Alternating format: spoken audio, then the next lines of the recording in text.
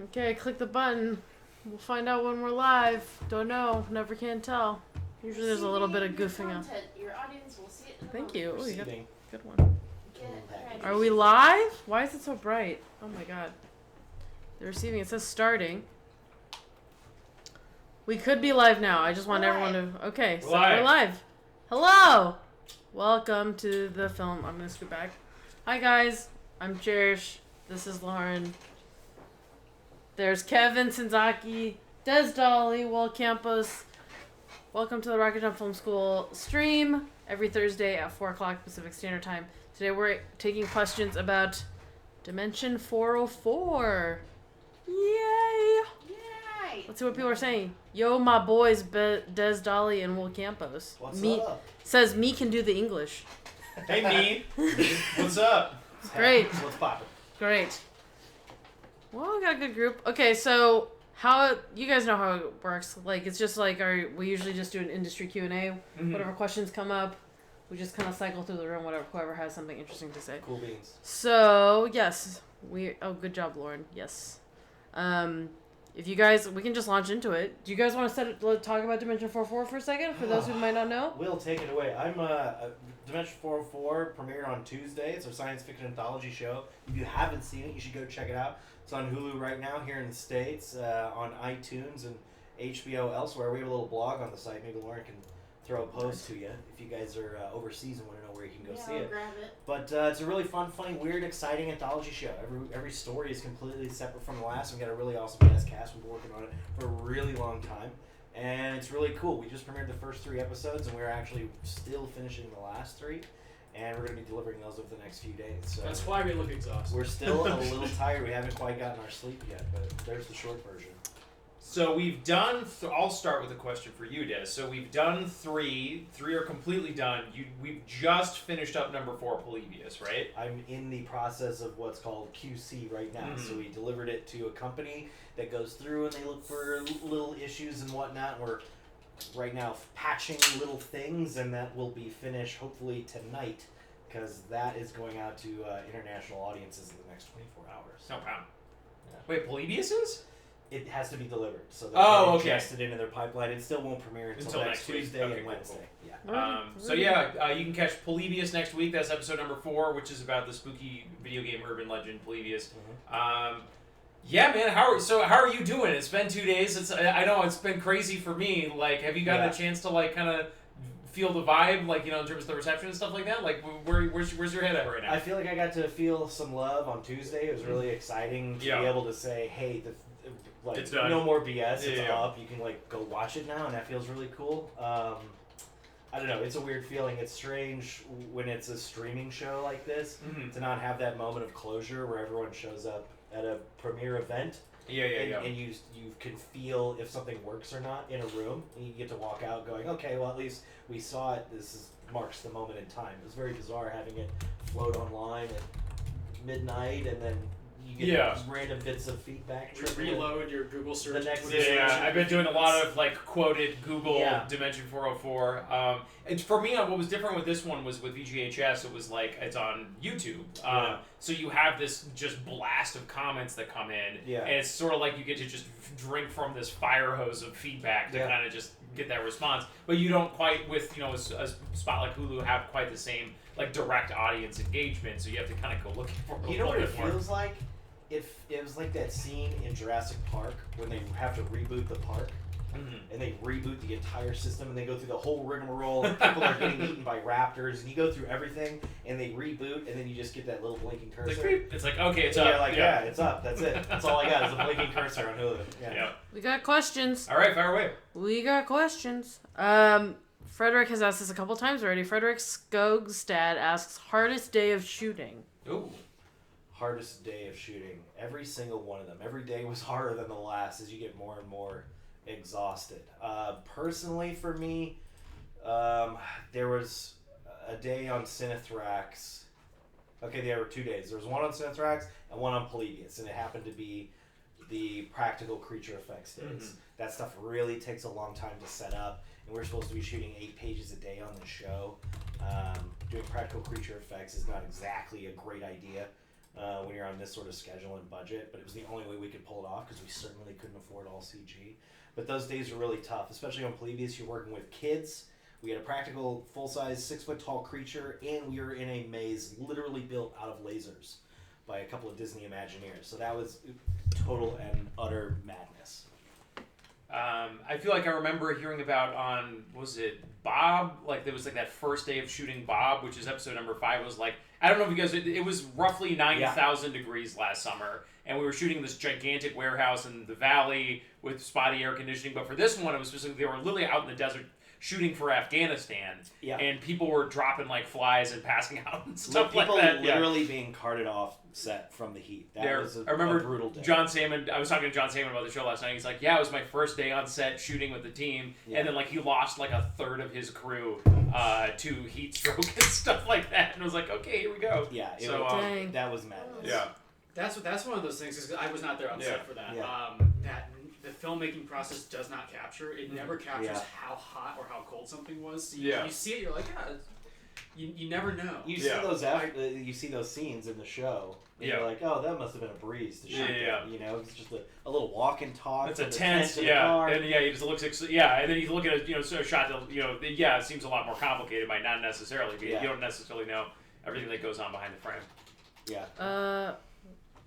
Ready for the next one? We got a lot. Okay, fire people are amped. Awesome. Okay, Switchblade asks, how long have you guys been working on this? That's a great question, Switchblade. A really, really long time. I think I dug up recently because I keep sending like people like, oh, do you have like the script so I can send them? So I do a lot of like digging through my emails for the scripts, and I think I saw a draft. Hey, it's Matt Arnold. Say hi. Oh, we're streaming. Lean in here. Hi. There's Matt's hand. We need to confirm. Are you ready? This is PG. It's officially rated R. No! Come on! I'm supposed to do that. At that point, must tip these off. Me and Clint are running to Starbucks. I just wanted to let you know if it's okay if Roscoe's in the room by himself. Yeah, that's fine. It's fine. Okay.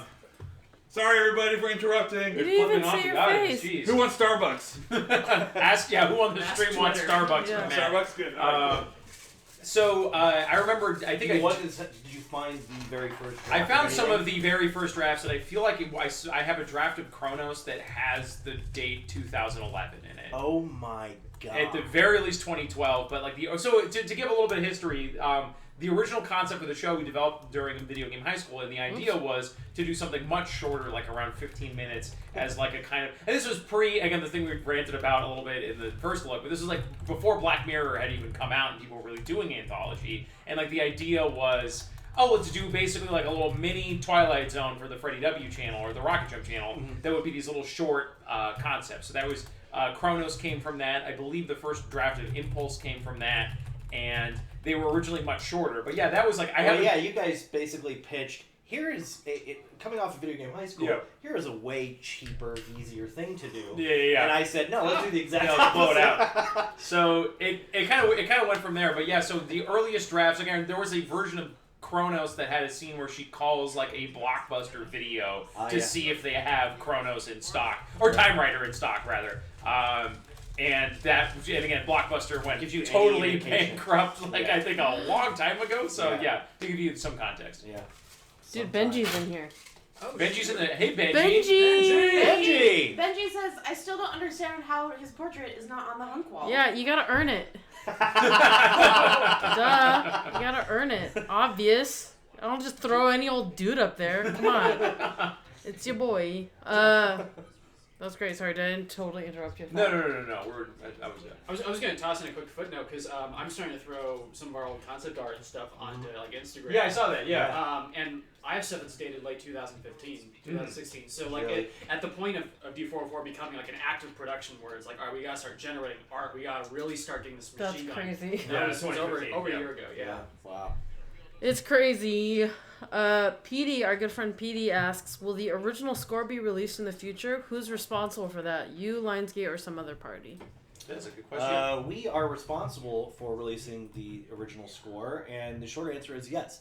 That will be available very, very soon. We actually just got permission from the studio, Lionsgate, and from our artist, Chris Valesco, as well as our good friend Maxton Waller, who did some original works. For example, the Tokyo Heartache songs in Matchmaker. Time Rider theme. And the Time Rider theme, yeah, exactly. Those are all going to be available on iTunes, and we'll be able to share those with you guys. Will Smith is also dropping a closing credits rap. Yeah, it's going to be incredible. Directed by Spike Lee. Spike Lee, yeah. Huge. It's going to be huge. Yeah, Chris Velasco does a bunch of stuff. He does our main like orchestral stuff, our instrumental stuff, and he did Resident Evil. He does a bunch of video games. Ton of video game stuff. He did Overwatch soundtrack. Mm-hmm. And then if you guys are fans of the video game High School Score, we have our old friend Igor, composer on Video Game High School, stepping in to do some work on Impulse as well. Yeah.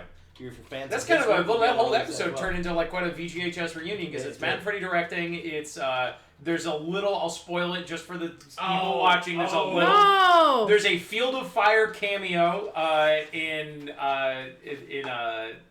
Impulse. As the video game that they're playing, which I think is a fun little Easter egg. Absolutely. And then, there might be It's a different year, though. It's a different edition. Yeah, it's Field of Fire 2046. It's an annual franchise.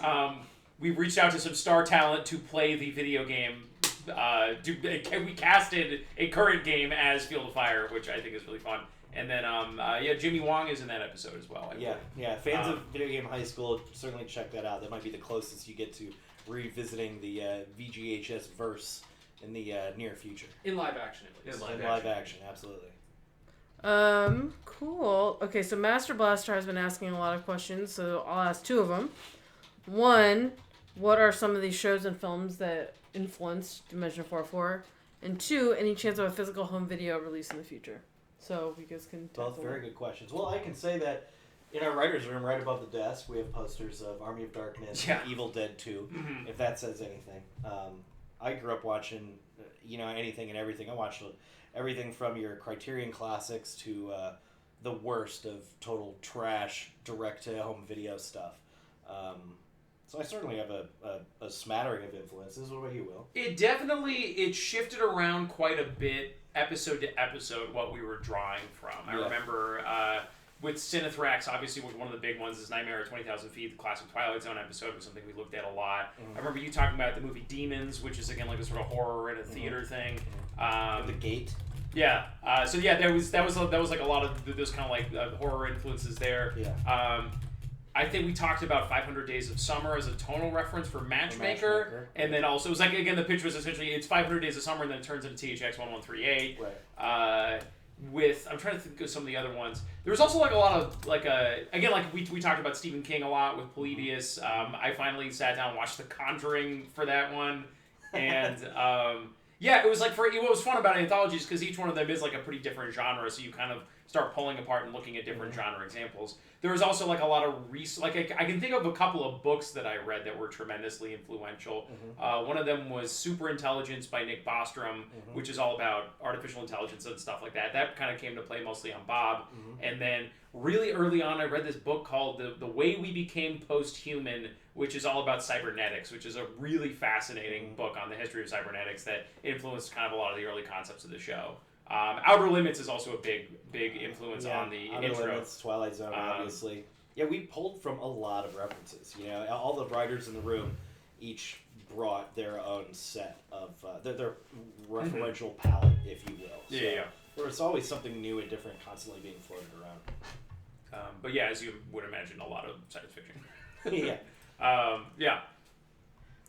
have a couple questions that can go together. Go for it. JDV and JRP. JDV asked, if I loved VGHS, will I like D404? And JRP asked, are there any actors from VGHS featured in D404? Yes and yes, in my opinion. If you enjoy quality programming like Video Game High School, Dimension 404 is also excellent. I think there's a real rocket jump DNA in both shows. Yes.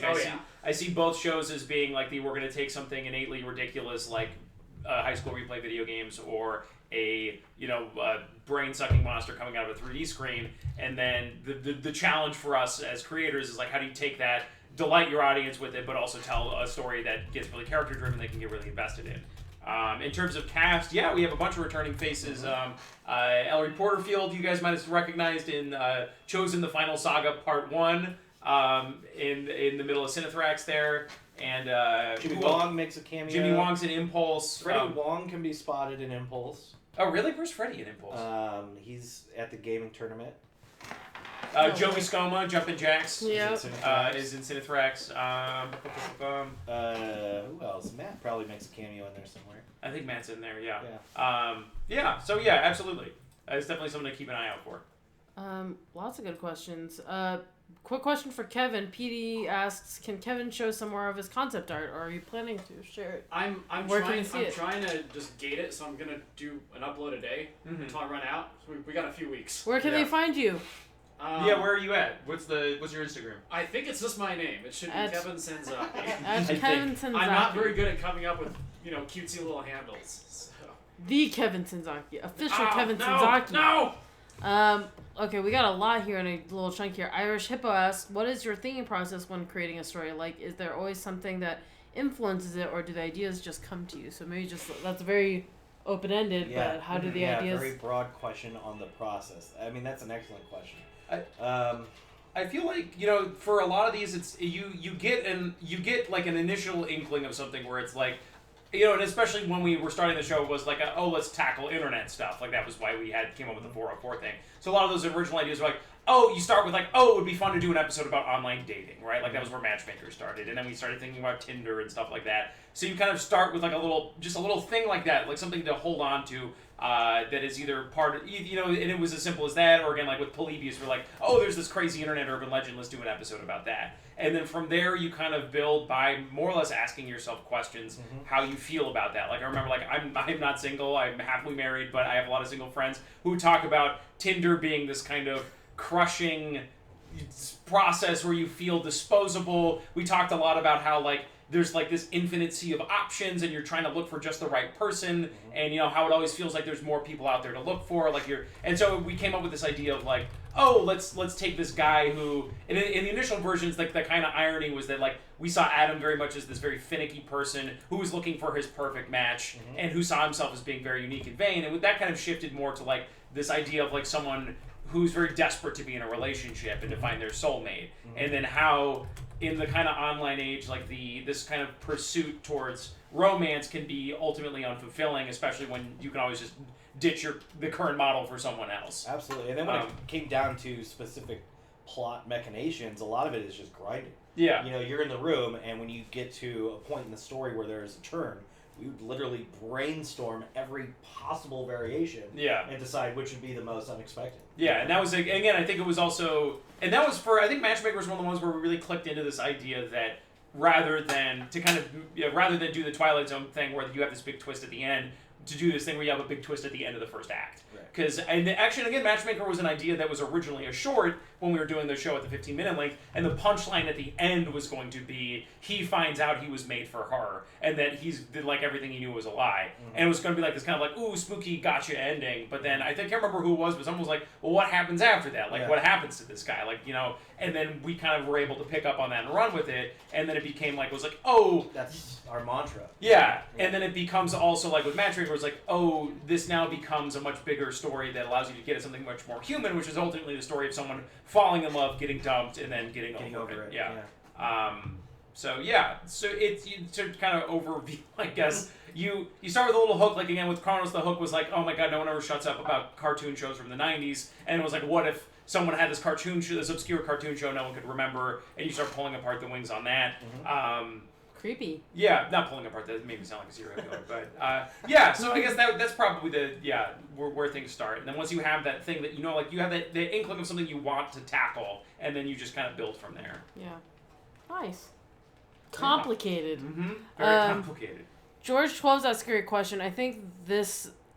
He asked how many people worked on the project approximately, which I think this is a good question because the scale is something that people might not expect out of Rocket Jump. So that's a great question. I'll tell you what. Why don't you stick around and come back to us? I will get an actual tally from our post-production supervisor. But I mean, it was roughly over 200 people. Probably roughly 200 people. Yeah. All said and done. That's why it costs more and it's just more time-consuming. There's a lot of manpower. You paid 200 people on YouTube ad revenue. Which is why you gotta get someone to greenlight it. Okay, so here's another one. There's a ton. Sunrise asks, what was the most challenging aspect of producing D44? How did you ensure that the various production teams collaborated effectively? Which maybe is more of a question for our producer, Brian Unovich, but he's not here, so if you want to... So we'll settle.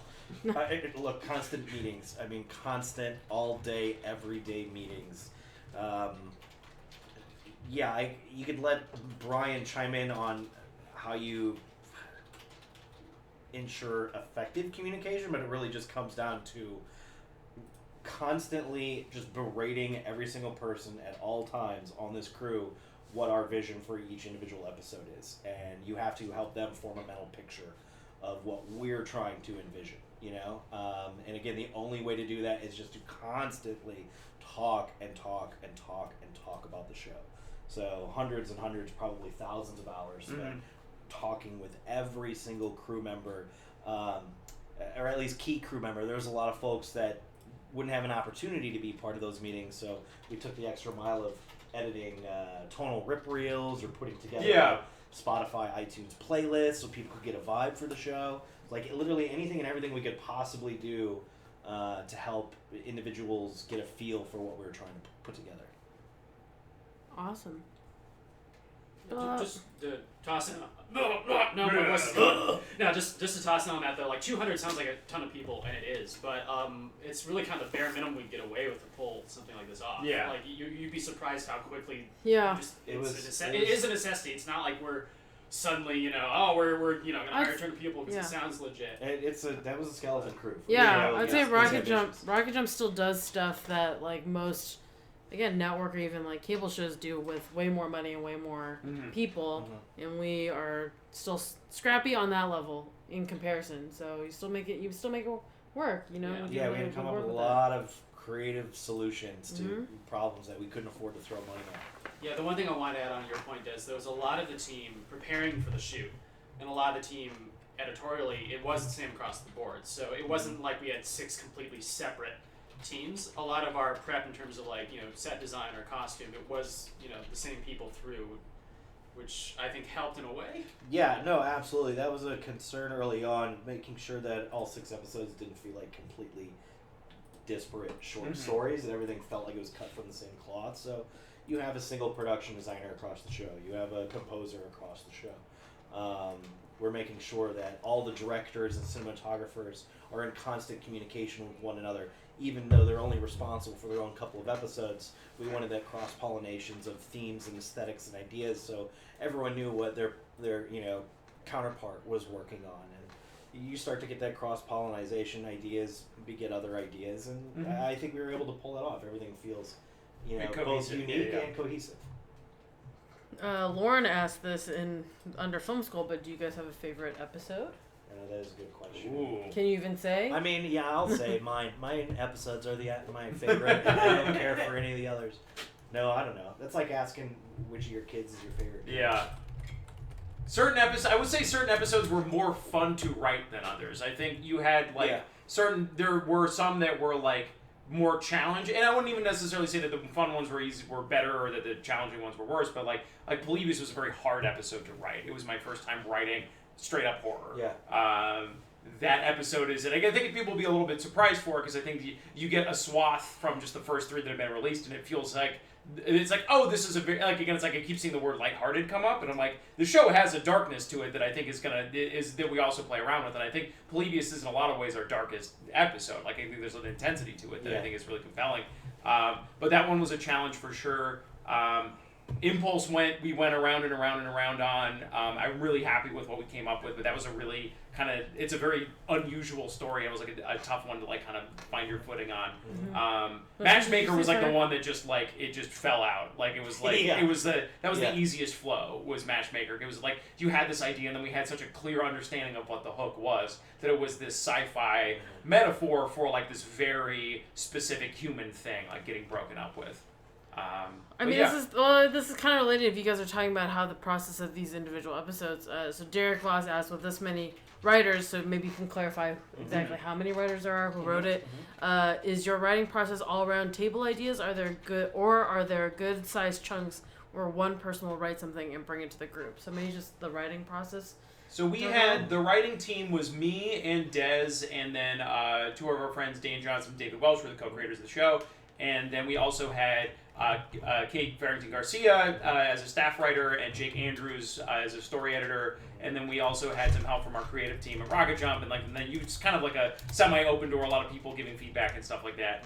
Kind of the way we would work. We started out writing more individually, but once the show became like a bigger thing, there was a core room that was more or less me, you, and Jake. Yeah. And then we would have sort of night meetings with Dan and David once or twice a week, where we would be going really deep into the weeds on story and stuff like that. Bruce is in here, by the way. Oh, Bruce is here. What's up, Bruce? Bruce, guys, is our tremendously talented title designer who did the awesome title sequence for the show that you were watching while you were listening to Mark Hamill talk. And designed that gorgeous logo. And the awesome logo, too. So, yeah, everybody say hi to Bruce. Bruce also says, thanks for not painting out my background acting in Matchmaker. You're welcome, Bruce. You are welcome. Bruce is in Matchmaker, too. Yes. Yeah. Sorry, did I cut you off? No, that was pretty much. Cool. Niv just asked a really great question. How much influence did Hulu have on the direction of D404 during the production? Was there anything that you couldn't do or had to take out that you wish made it in? That is a great question. Hulu gave us a ton of freedom. Mm-hmm. They always say, when you look at that little Venn diagram, you can't do good, fast, and cheap. You got to pick 2. But we always sort of blow that up and say, no, we are going to do 3. Mm-hmm. You just got to give us time. We're not. I guess so. We do. I guess you can't do all 3. Yeah. But we do take the time. Hulu gave us the time and the creative freedom to do what we needed to on these episodes. I can't remember if they took issue with anything. I don't know if I would say that they took issue. One of the things they were very big on in terms of that, where they were the most passionate about collaborating with us, was in casting. Because I think they saw this as an opportunity to really, for them, because it was they saw this as a really fun way to get a lot of big stars, both on Hulu but also in the show. Yeah. So Hulu were the ones who, and they were super passionate about, breaking off a little bit more money, frankly, so that we could. So that went to the cast. I mean, I think the cast does a lot, right? So that we could chase down like these killer talents like Patton and Sarah Hyland and Lorenza and like all of these really awesome actors that we normally might not have been able to get. I think it was a big thing for them that they wanted some recognizable faces in every episode. A ton of enthusiasm and collaboration behind the casting, and I do remember going through the editorial process with them, and we got a handful of really great notes as far as things that we could improve upon in the edits. That was certainly really helpful in locking down those final episodes. Yeah, we got a lot of great feedback from them. There's a sort of myth that studio executives don't they hate film and stuff like that, or like. And I'm sure that there are people that are difficult to work with, but like so far, like I feel like our relationship with the network on Hulu was really positive in terms of like I always felt like their notes were fair and they were it was story first. Like I'm always worried. You get worried that like they're gonna have. The network's going to have notes that have nothing to do with really making the episode better, but like all of their notes were really spot on. Yeah, and there wasn't, to answer the second part of your question, there wasn't anything we weren't allowed to do. Yeah. I mean, we had, being a TV-14 show, there were some regulations as far as foul language, but we didn't really have a whole lot to begin with. Yeah. I was really surprised they let us have Patton say "fuck you" and Cinethrax. Like I was like, oh hey, we're allowed one fuck. We got one. TV-14. Yeah. We were really excited about using it. Yeah. Cool.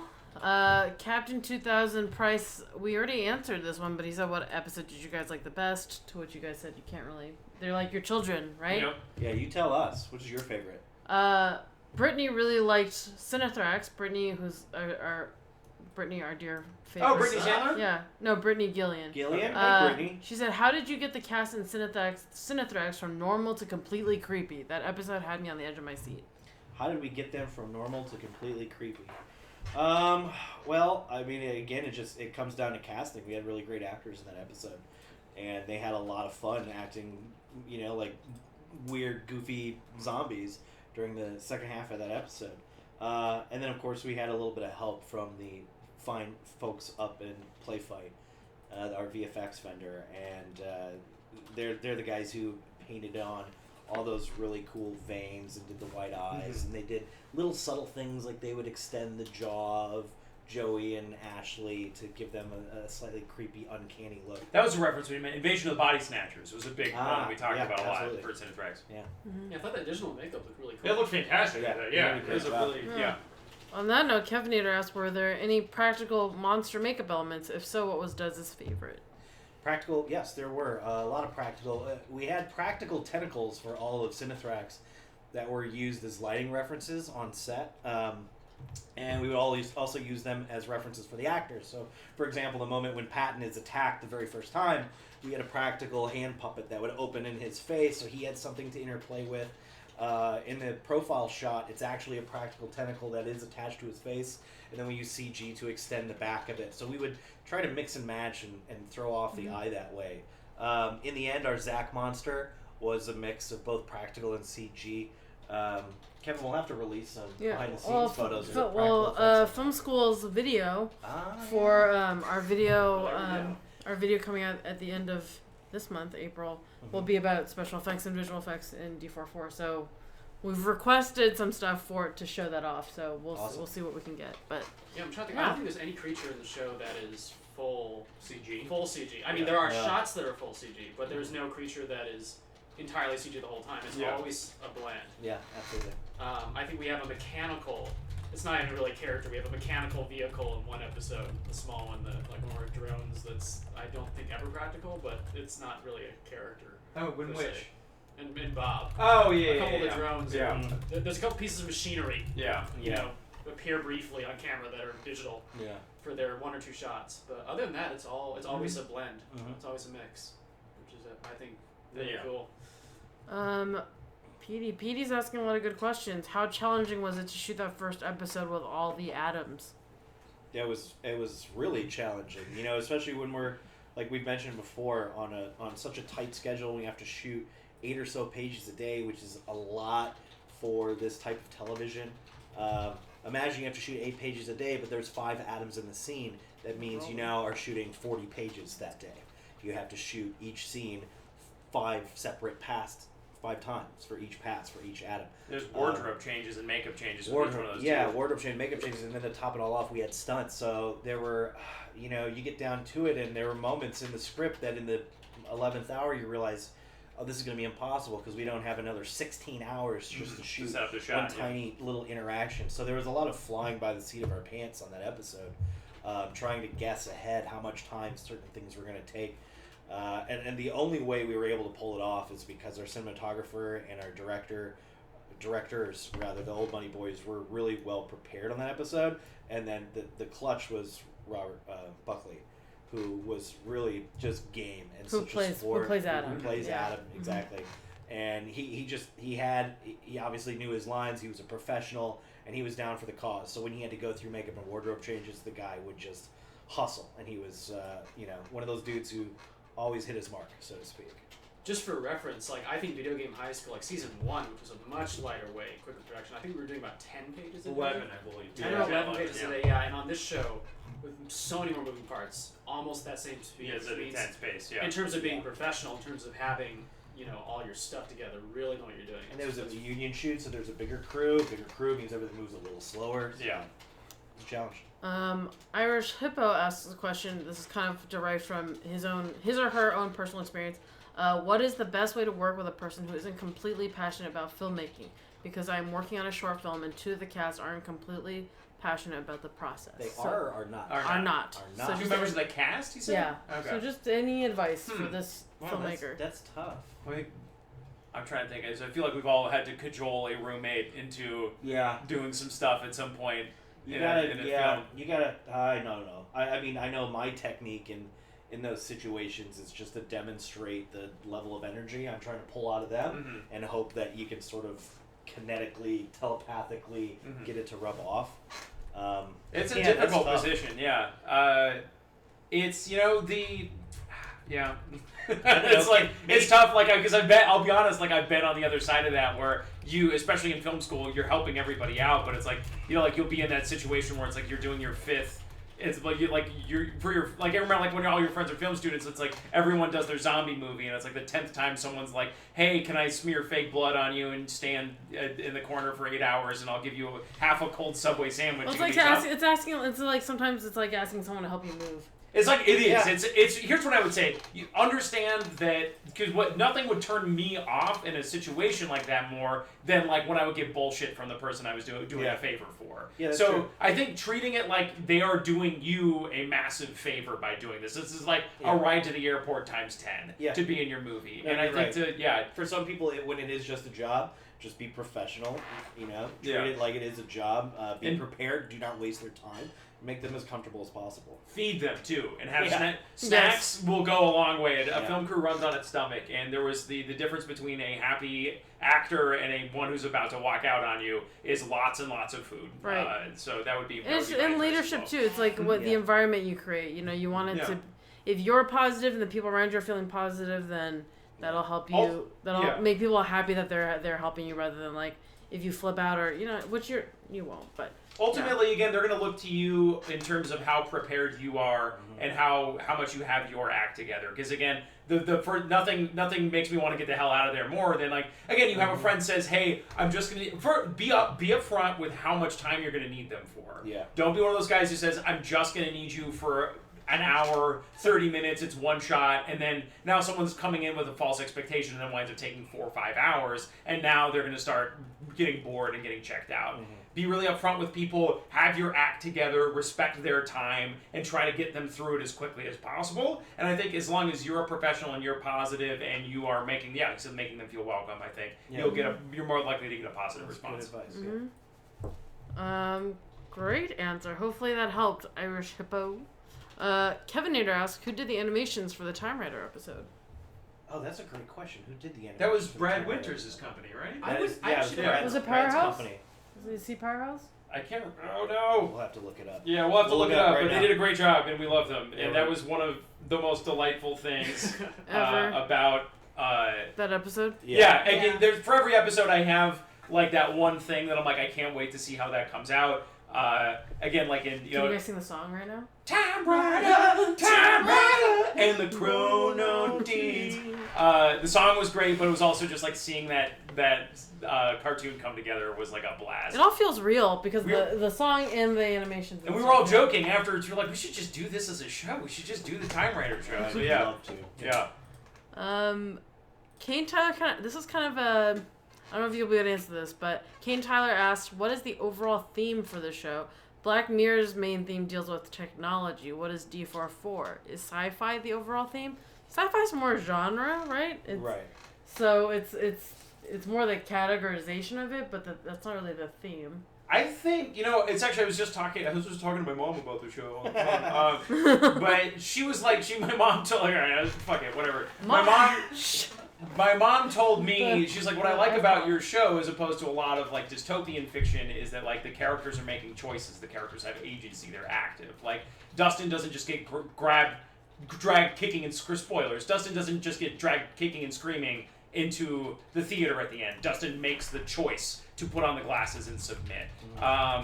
And to me, like, if I have to look over, Sue makes the choice to erase her memory. She makes the choice to grow. Adam makes the choice to turn down Becky at the end. Amanda at the end. And I think about that a lot in terms of that, like, I'm interested in using science fiction as a metaphor for human struggles. Like, I think not just as a commentary on society, but as a way to look at people and how they live. Like, I think, again, like, one of the most brilliant movies of the last couple of years was Her, which was... beyond what I loved about Her was that it wasn't just hand-wringing about our relationship with technology. It wasn't just about, it's this guy and his phone and like, is artificial intelligence going to destroy us? To me, that's secondary to what was really at the heart of Her, which was a story about a long-distance relationship. And again, hearing, is it Spike Jonze did that one? Yeah. Hearing Spike Jonze talk about that was based on his relationship with someone where they could never be in the same room together. They were always separated by distance and like the pain of that. And I think science fiction is a really interesting way to put a lens on what it means to be human. We're interested in technology, we're interested in this stuff, but it ultimately comes down to like finding a way to express something about human nature. So it's less about, and again, a lot of people have said lighthearted. I don't necessarily know if I agree that the show is lighthearted, but I do think that it is less concerned certainly than science fiction can often have a more dystopic view of humanity. And to me, I'm always like, the world is changing. More like again, like one of the things we always talked about when we pitched the show was like, back in the 50s, like in the 60s, the Twilight Zone that was like. It was used to be fiction led the science. They would a nerdy sci-fi writer would come up with the idea of the communicator, and then scientists would invent this. Someone would watch the communicator on Star Trek and then invent the cell phone. And now it's like technology is progressing so fast that it's the artist's job is more to react to technology and to kind of understand its place in the world and help us make sense of it. And so to me, I'm like, the world is changing, but we still have agency as humans. We still make the choices to be the people we're going to be in whatever context that we're in. I don't know. No, that's great. It's like, whoa. That's perfect. Whoa. That was great. And then, with as much room for, burrito jokes and stuff like that as possible. It's that, but then it's also like, again, it's a vehicle for all our stupidity. That got cut down a bit, right? There was a little more burrito. Unfortunately, we had a cosmic burrito that tied every single episode. Yeah, there was going to be a burrito gag, and at one point... Troy... Well, we don't want to talk about it too much. But Kenny Troy's eating a burrito. There's a burrito on a plate in Time Rider. Cinethrax, obviously. Burrito and Cinethrax. Matchmaker? Big burrito. What's the burrito? Matchmaker. It was on the table. Was he eating a burrito instead of a steak at first? No, it was. No. I think the roommate was eating. The roommate was eating it, but it's one of those things when you shoot a scene and then cut a scene. Burritos don't leave the slaughterhouse. Yeah, so that's the joke I was making. Ay. Unappreciated. So we are getting questions about just international territories, how they can watch it. So I'm just pointing them to the blog post. Thinking about it, how silly was it? How crazy that the studio was really excited about Cosmic Burrito throughout the tie everything together. Yeah, the movie studio was like, that's brilliant. That's the most genius thing ever. Do some episodes not have a sci-fi element, or do they all? I would say Polybius is not so much sci-fi. It's more supernatural horror. Supernatural. Yeah. There's an element of technology, and then it deals with video games. The advent of arcade games. Yeah.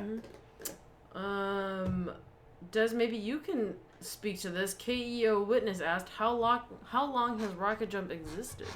How long has it existed? I mean, the history of Rocket Jump a little bit lately? Well, it originally existed as the Freddie W. YouTube channel, and God, that started when? 2011? 2010. 2010, yeah. Okay, yeah, that sounds about right.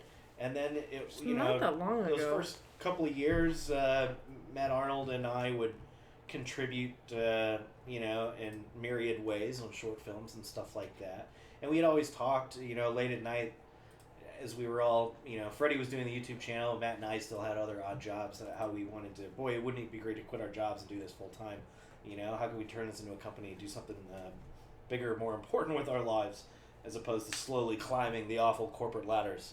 And I think we founded in 2013. I think that sounds about right. And we...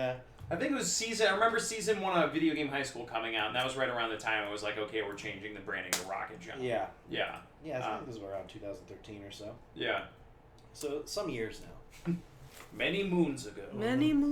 It doesn't feel like that long ago. Yeah. 2010 was not that long ago. It was a lot of the same people, Right. Oh, yeah.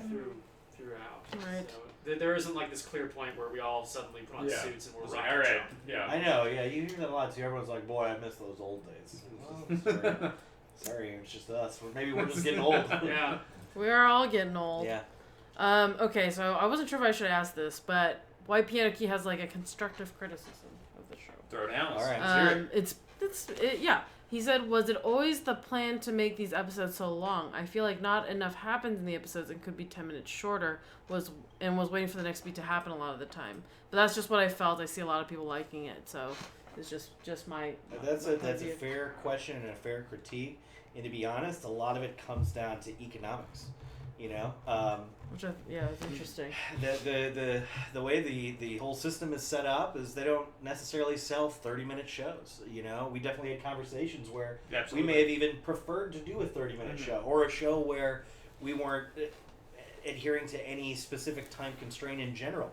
But that's not necessarily how these things work, and international sales and folks overseas specifically dictate how long the episode should be. And so until that changes, that's the world we were playing in. So we knew we had longer than 20-minute episodes, which meant we definitely had to expand to the 44-minute length. Yeah. The uniformity is baked in so that you can again do business with other places much more easily. Absolutely. You're right. Yeah. I will say that I definitely like the longer length, and I totally understand the criticism, and I feel like part of it honestly is when you're, and especially even on Hulu, like we're a mix of lengths. Like Matchmaker's 39. I think some of them get up to like 45. Like there's a bit of a swing in there that you don't get a network where it's like very precisely That's like true. you have to hit it to the second. Yeah. And I think that allows for, I think frankly, a more cinematic approach to how you construct an episode than traditional TV really allows for. And I do feel like, and again, which is not to detract from the criticism, which I think is definitely like as valid as any other.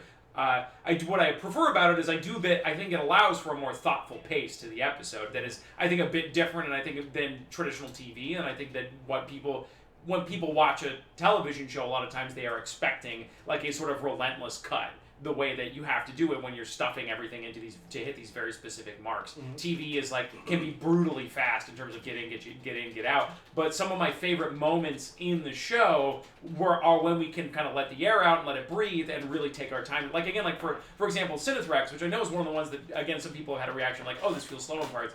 What I really love in Cinethrex is that we can take the time to build up that jump scare when he's reaching under the seat. Like you don't see that in TV a lot. To be able to take a sequence like that and really milk it the way you would milk it, the way you would if you were seeing it in a movie theater.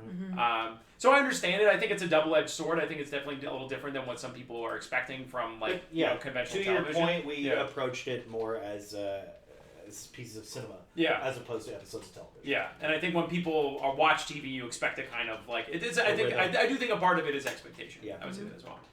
PD agrees with you. He says, "I'm with Will on this." Thanks. Yeah.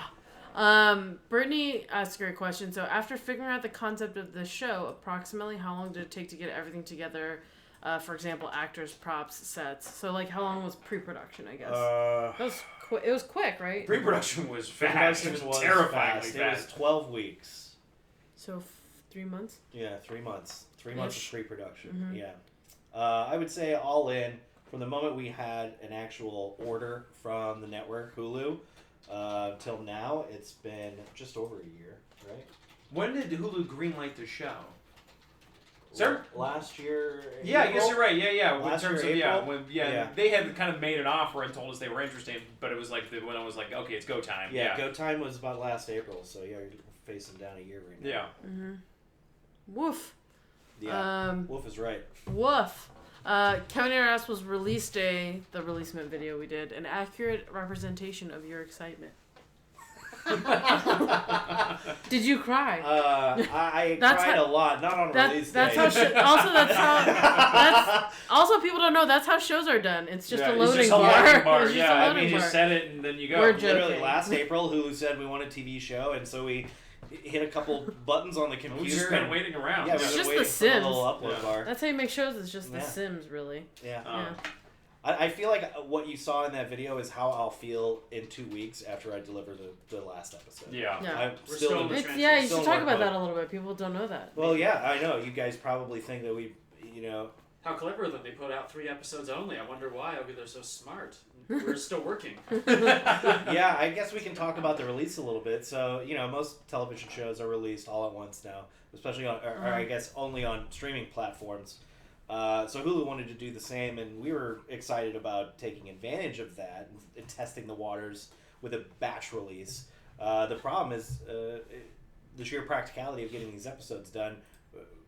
We still needed the time to finish the back half. We weren't going to get all 6 done before 4/04, which is the release date that the network signed off on. So we compromised and we decided, well, let's give a small palette of offering 3 episodes up front.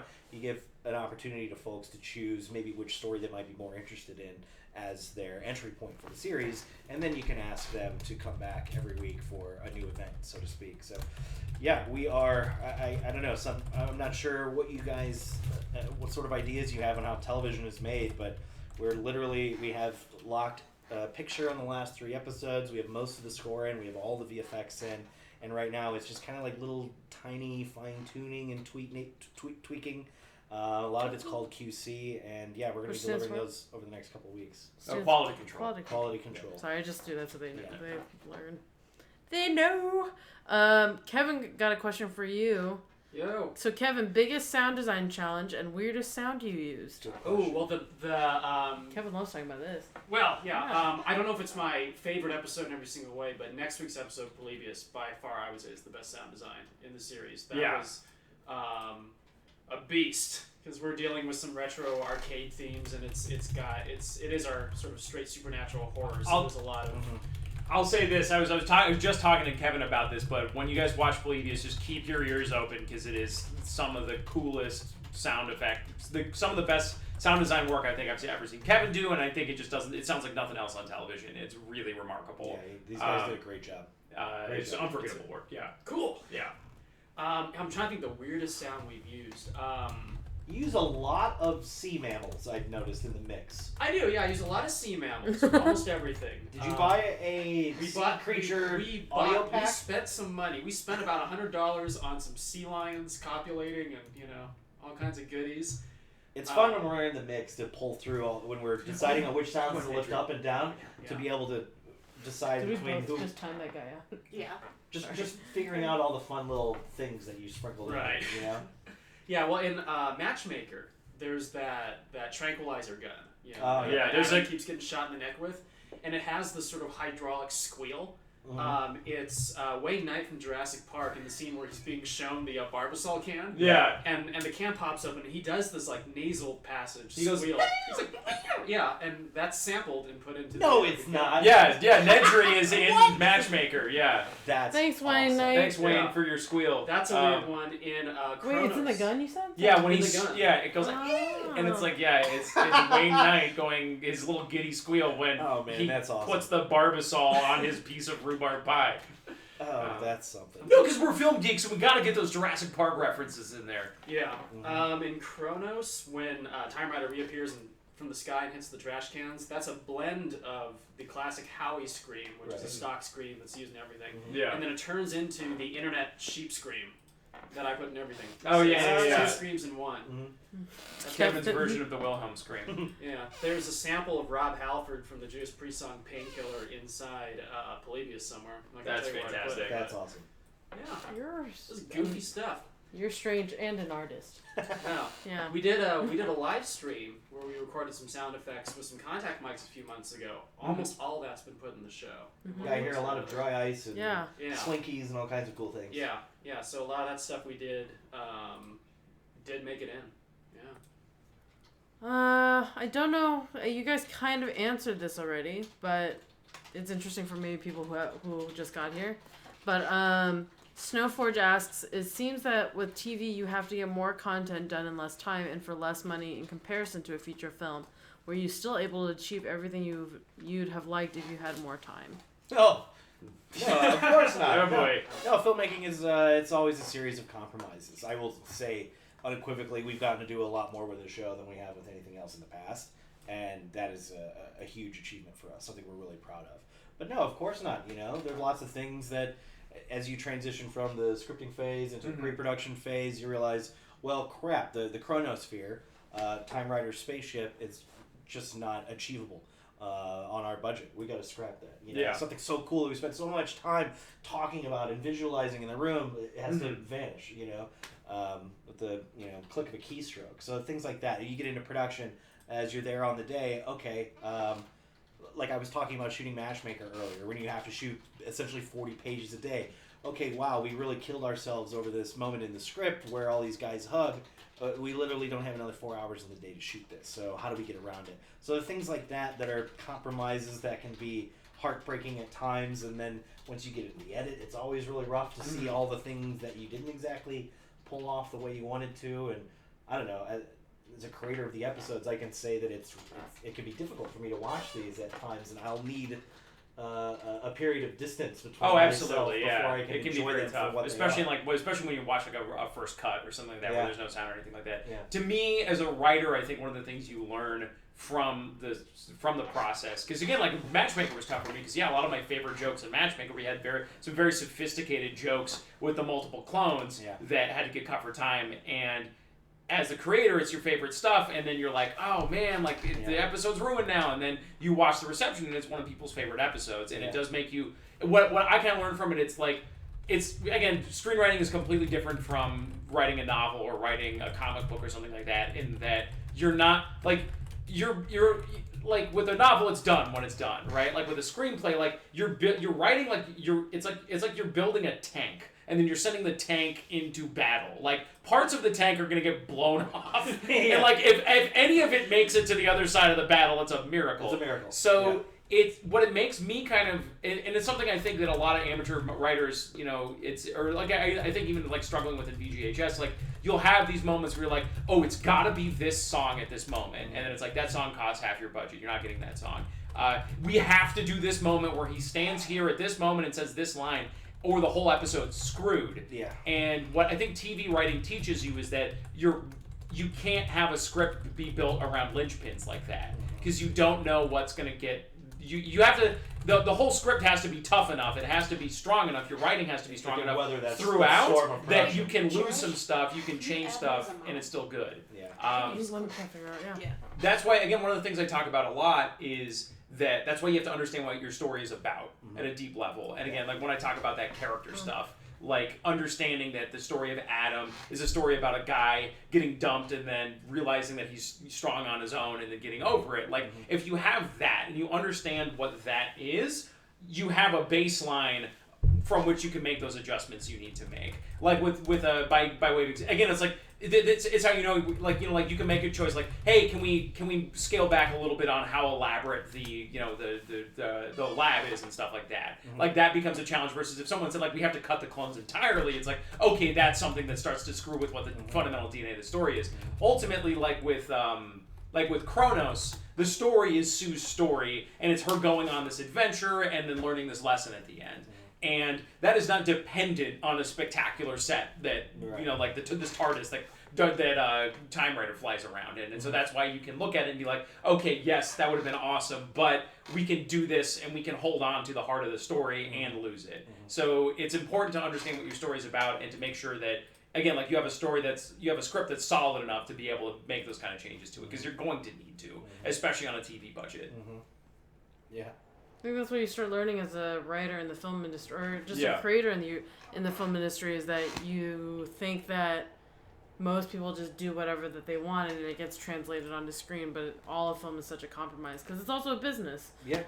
It was a fight. It was a real slugfest. Getting these as close to what was scripted as possible. Well, it's always the joke is people are like, oh, it's like, well, TV's a writer's meeting, and the writer is like the god in television. And it's like, no, reality. It's a producer's There is no god in television. No, there's no god in television. Yeah. It's the network medium. Yeah, the network really dictates what they want and what they're going to get, and then the producers have final say on pictures. Yeah, you just ultimately, so it's like as a writer, your challenge becomes like, how do I hold on to what I'm doing? And obviously I think that's a little bit different depending on what genre you're working in, but it's even as a writer, it's like you can write something, that doesn't mean the actor is going to be able to say it if it's bad. Do you know what I mean? Like, and it's a collaboration, and like the best writers are able to do that. I would say I'm really glad that we spent so much time putting so much detail into all of these scripts, that as you start picking little things off and you lose things throughout the course of production, there's still enough there to make it its own unique spicy meatball,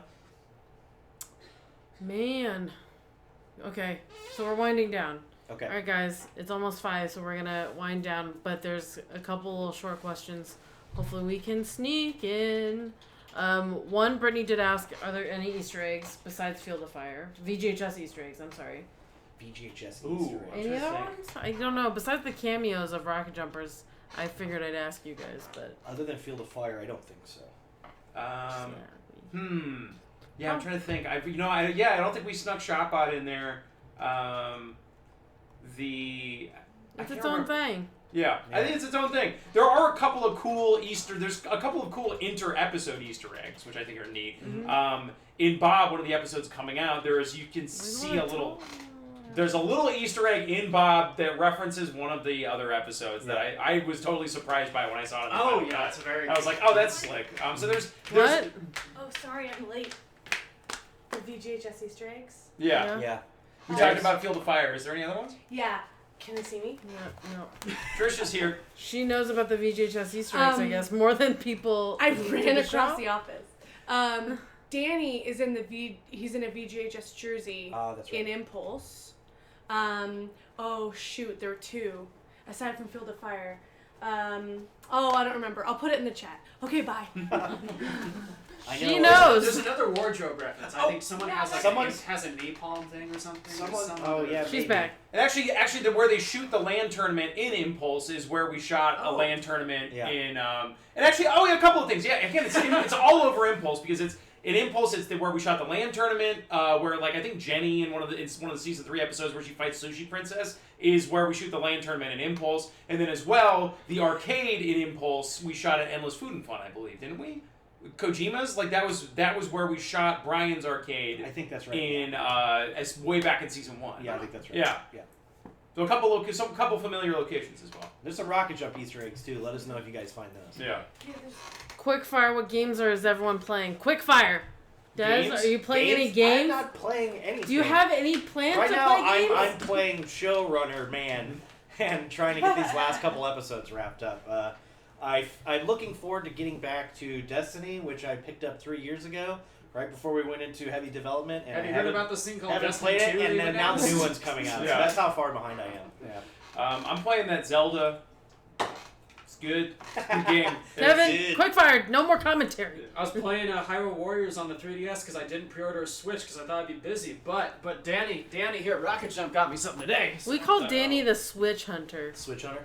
Yeah. Yeah, he's younger and more mobile. As of this weekend, I might be doing Zelda on the Switch. Yeah. Kevin's playing a new father as well. But see, the great thing it's about great. It's a AAA game. The great thing about the Nintendo Switch is it's a tablet and you can put it in sleep mode at any time. So when I'm up with my child late at night, I can play video games. Oh. There you go. Lauren answered, but you want to say again? Oh, I just started playing Palm on Wi-Fi today, and it's freaking hilarious. Yeah. It's like a RPG, 16-bit dog who's trying to find Wi-Fi because she needs to check Facewolf. And then, that's pretty good. Then I'm playing Into the Night in the Woods and Zelda. Nice. I'm playing Stardew Valley, Overwatch, and I watch Great British Baking Show. Good show. That's good. That's what I do. I watch Master Chef Junior. I watch The Flash. That's my stressful. Food. Oh no, I love it. Those kids are so awesome. Okay, so guys, I think that's pretty much it. There's a lot of questions. Maybe I'll take them in the chat after we're done, but I think we're gonna wrap up. I did want to ask you guys, how do you feel about the show almost being out, like post-mortem? Post-mortem again. There's no Dez is still. I know you're still doing it, but imagine it. I'm on the cusp of feeling great that we were finally able to get this show out to the masses. So I reflect this question back to you guys. How do you feel? I mean, we made this so people could enjoy it. So we'd love to see in your comments what you guys think. What are your favorite episodes? What are your favorite moments? What are some of your favorite sound design elements of Kevin? What are some of your favorite jokes that Will wrote? That's the stuff that's going to make me happy, seeing all those fun little things that you guys really dig into and enjoy. Let us know. I will say this.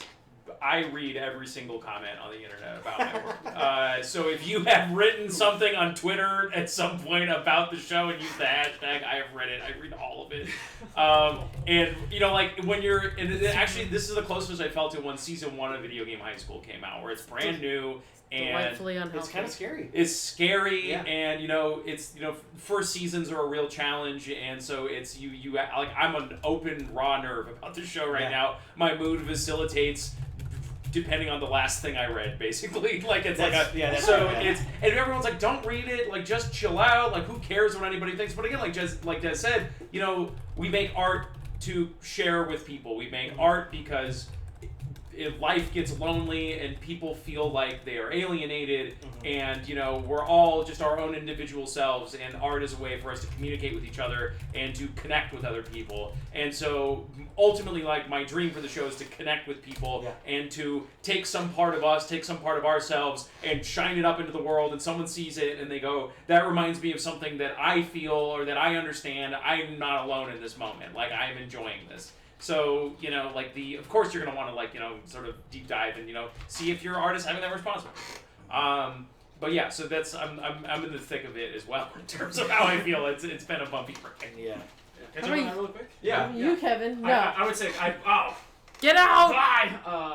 I found I never get to the point where it's been long enough that I'm objective. Yeah. I never detach. Like, if I watched Video Game High School Season 1, I still remember every day on set. I remember everything that was in the script that got cut. Yeah. I remember every little thing I wish I'd personally done better. Yeah. So the way I judge it is by the time we start delivering, do I hate the show and do I hate myself? I actually like the show, and I'm pretty okay with myself. So I like Dimension 404. I'm really proud of what everyone did, and I guess at the end of the day, that's all you can really hope for. You know, did we do good work here? Absolutely. I think so. Absolutely. Thanks, guys. Thanks for having us. Thanks for everyone's questions and comments. There's a lot more in here. So I did tell them that if we didn't get to their question, to go to the forums and then tag you guys. I don't know if you guys, if you don't have an account, yeah, absolutely, go to the forums and tag, and we'll try to respond. Yeah, maybe see. I don't know what your usernames are if you guys necessarily. I'm Shot by Will. I think I'm just Dez. With a Z, Dez. Okay, guys. So tag us. If you have a question for me, I'm at Cherish. Lauren is at Lauren. Kevin is at Kevin Senzaki. Probably. We needed to distinguish him, because he's special. I just do my full name for everything. I'm not good at thinking of nicknames, like Kevin. All right. Anyway. Okay, you guys rock. Thank you so much. Thank you guys for being here. Congratulations. Thank you very much. Thank you. Did it. And we will be back next Thursday at 4:00 PST. What are we doing? Are we doing a lighting thing? I think we're doing a lighting thing. It's a little bit of a mystery, but I think we're doing a lighting thing. Okay, everyone. Tutorial. Everyone make a stupid face, and then we're gonna screenshot it. Okay. Okay, so we're gonna screenshot. Maybe sci-fi related, like scary. I don't know what I'm doing. Okay, 1, 2, 3. Okay, bye.